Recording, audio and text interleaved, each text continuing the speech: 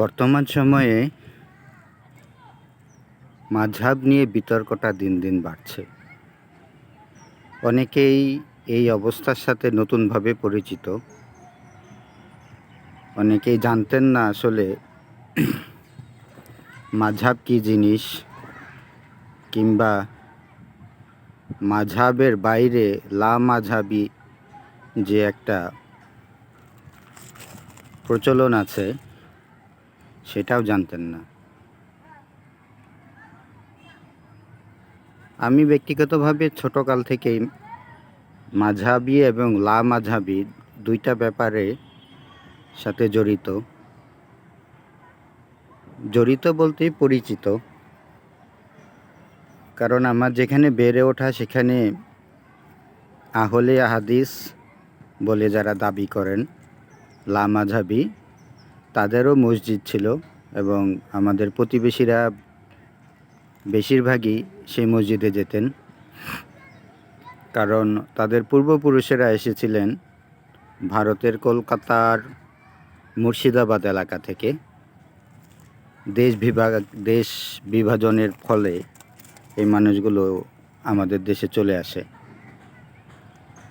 আর যারা সেখানকার স্থানীয় ছিল, বংশ পরম্পরায় থাকে কিংবা অন্যান্য এলাকার আমাদের মতো যারা থাকতেন, তো তারা মাযহাবী বা হানাফি মাযহাবের অনুসরণ করতেন। তারা সেই মসজিদে নামাজ পড়তেন। তো এই বিতর্কটা আমি খুব ছোটকাল থেকেই দেখেছি। অমুক মসজিদে গেলে ভালো হয়, অমুক মসজিদে গেলে ভালো হয় না, এই যে এক বিতর্ক, অযথা বিতর্ক, পুরো দেশটা এখন ছেয়ে গেছে। তো বর্তমান সময়ে অনলাইন সোশ্যাল মিডিয়ার যুগে এই বিতর্কটা একেবারেই আমি বলবো মানে রন্ধ্রে রন্ধ্রে পৌঁছে গেছে। আসলে এটা বিতর্কের কোনো কিন্তু বিষয় না। আমার ক্ষুদ্র জ্ঞানে যতটুকু বলতে পারি যে মাযহাব ব্যাপারটা অতি প্রাচীন। এটা হুজুর সাল্লাল্লাহু আলাইহি সাল্লাম মারা যাওয়ার ১৫০ বছর পর থেকেই পুরোপুরি রূপে চালু হয় পৃথিবীর বিভিন্ন দেশে, এবং এটা শুরু হয় ইমাম আবু হানিফার দ্বারা।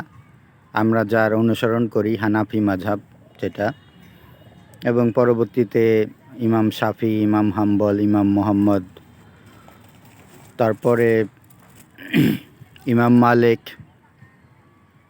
তারা বিভিন্ন এই ৪ মাযহাবের তৈরি হয়। যার কারণে এই মাযহাবগুলোতে বিভিন্ন দেশের বিভিন্ন মানুষ, বিশেষ করে যে দেশে যেই মাযহাবটা ব্যাপকতা লাভ করেছে সে দেশে সেই মাযহাবের মানুষই বেশি। যেমন আমাদের দেশে হানাফি মাযহাব একচটিয়া, এখানে অন্যান্য মাযহাবের লোক তেমন একটা দেখা যায় না। আমি ব্যক্তিগতভাবে একজন মাত্র লোক দেখেছিলাম যিনি শাফি মাযহাবের অনুসরণ করতেন, এক ভদ্রলোককে দেখেছিলাম। তো তারপরেও মাযহাব নিয়ে তার কোনো বিতর্ক নাই।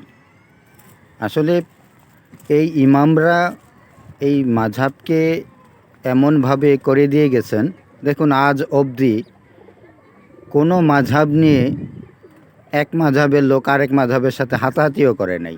এটা কে বলে হিকমত।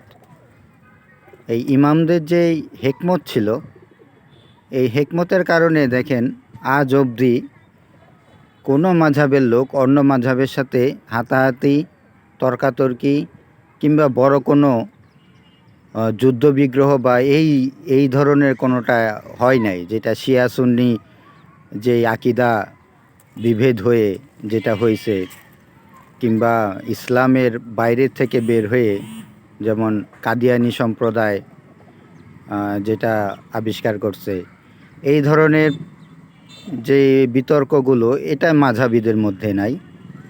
তা আমি এক প্রখ্যাত আলেমের লেখা পড়েছিলাম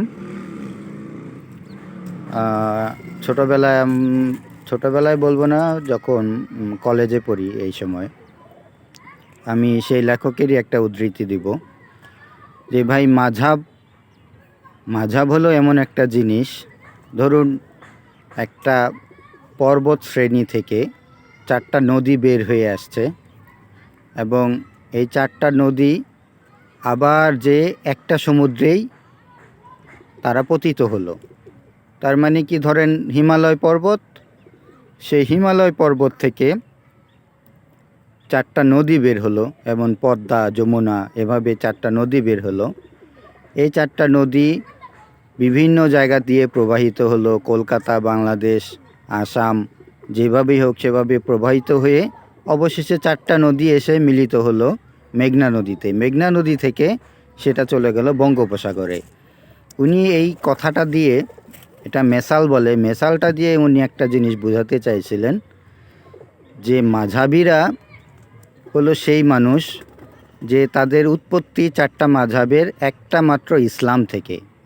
তাদের সকলের উদ্দেশ্য ইসলাম, এবং তারা বিভিন্ন ধারায় প্রবাহিত, এবং সবাই সঠিক ধারায় প্রবাহিত, কারোই কোনো ভুল নাই।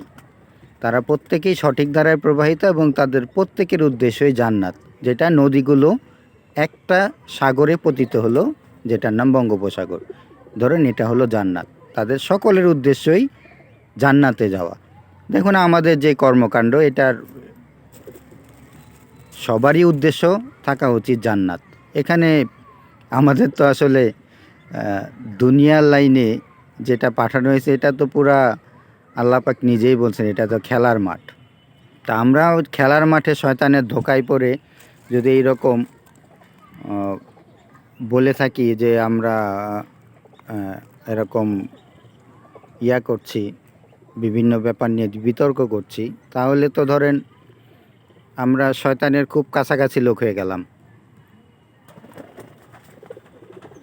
তো লামাঝহাবিদের নিয়ে যেটা বলবো, তাদের যে তরিকা, আসলে লামাঝহাব বা মাঝহাব না মানাটা,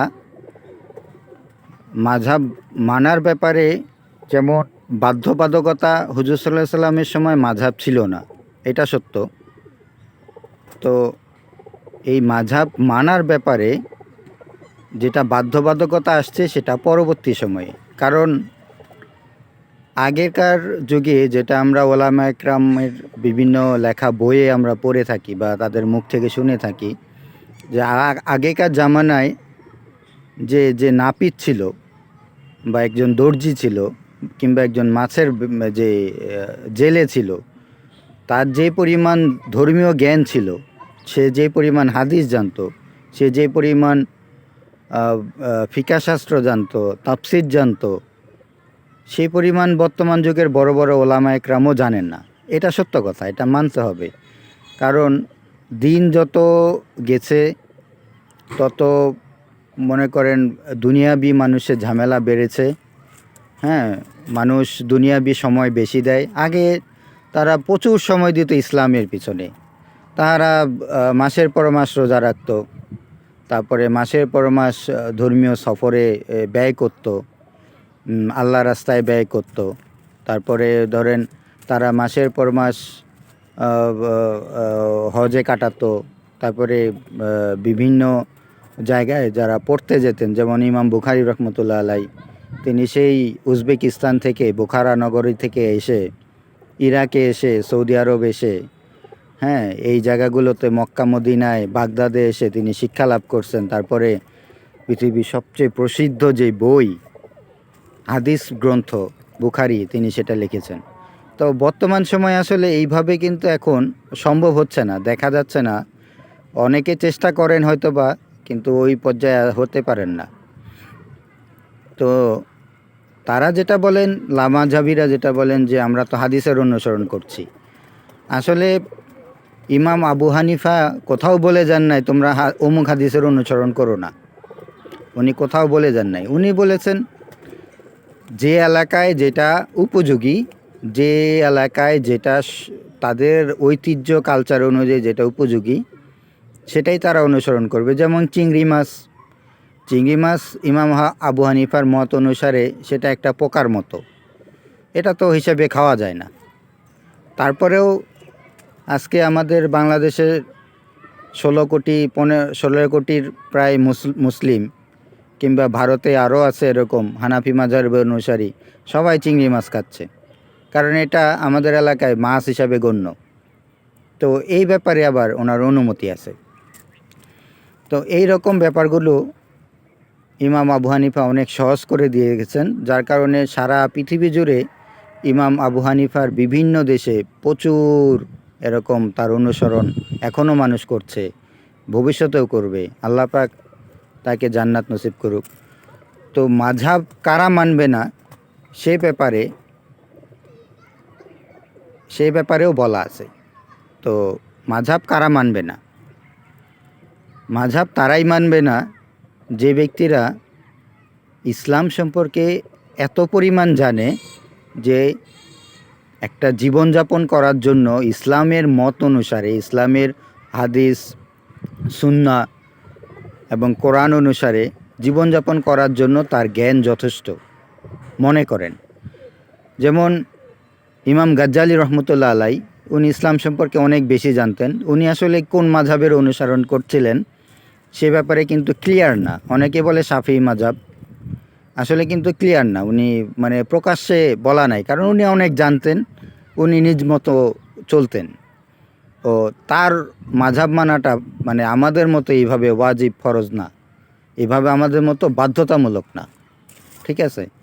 আবার বড় পীর আব্দুল কাদির জিলানী রহমতুল্লাহ আলাই, উনি কোন মাযহাবের অনুসরণ করেন সেটা নিয়ে কিন্তু তেমন কথা শোনা যায় না, কারণ উনি এত বেশি জানতেন যে উনি অন্যদেরকে পরিচালনা করতে পারতেন ইসলাম অনুসারে।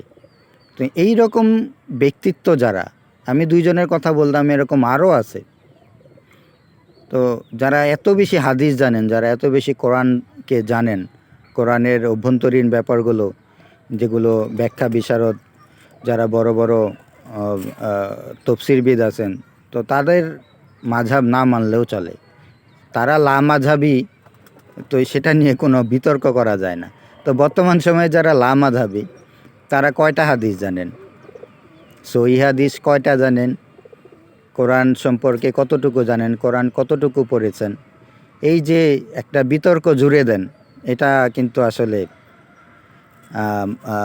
অন্ততপক্ষে আপনি মানেন না, কিন্তু অন্যকে যে টেনে টানা হেঁচড়া করা, যারা মাযহাব পালন করছেন তাদেরকে নিয়ে যে টানা হেঁচড়া করা, এই টানা হেঁচড়া করার মধ্যে আসলে কোনো উপকার আমি দেখি না।